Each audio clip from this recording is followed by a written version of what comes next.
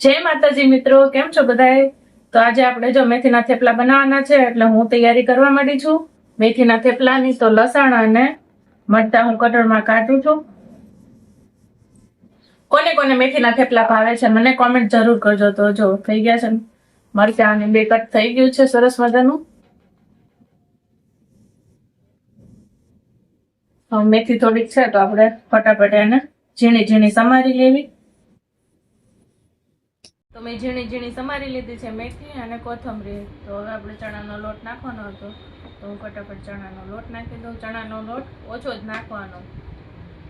ચણાનો લોટ નાખીએ ને તો ક્રિસ્પી થાય એટલા માટે ચણાનો લોટ નાખીએ તો સ્વાદ પણ સારો આવે એમ।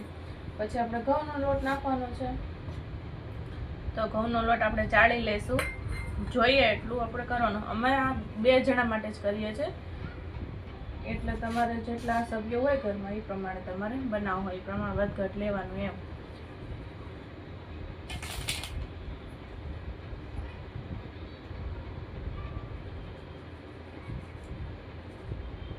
તમે ઘઉંનો લોટ પણ ચાળી લીધો છે। હવે આપણે એમાં મસાલા કરશું તો મીઠું પહેલાં નાખશું આપણે, જરૂર પ્રમાણે જ મીઠું નાખવાનું। હું 1 ચમચી નાખું છું તો તમારે વધઘટ હોય એ પ્રમાણે તમે નાખજો। ત્યાર પછી મસાલા કરવાના છે ને તો આપણે ધાણા જીરું લઈ લીધું છે મેં 1.5 ચમચી, 1 ચમચીથી ઓછી હળદર લીધી છે, 1 ચમચી જેટલું મરચું લીધું છે કેમ કે લીલા મરચાં નાખ્યા છે એટલે 1 ચમચી જેટલું લાલ મરચું નાખવાનું છે।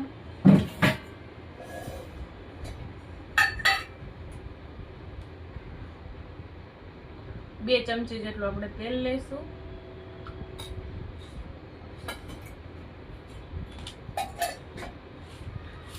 અમારા હસબન્ડ વાઈફના મિની વ્લોગ તમને કેવા લાગે છે મને કોમેન્ટમાં જરૂર જણાવજો। અને આવા જો રેસીપીના વિડીયો જોવો હોય તો બી અમને કોમેન્ટ કરજો। તો આને પાણીથી આપણે સારી રીતે લોટ બાંધી લઈશું।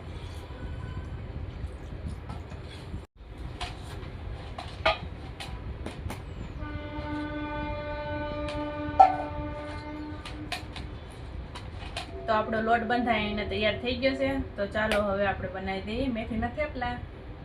તો આવી રીતે થેપલા આપણે વણી લઈશું।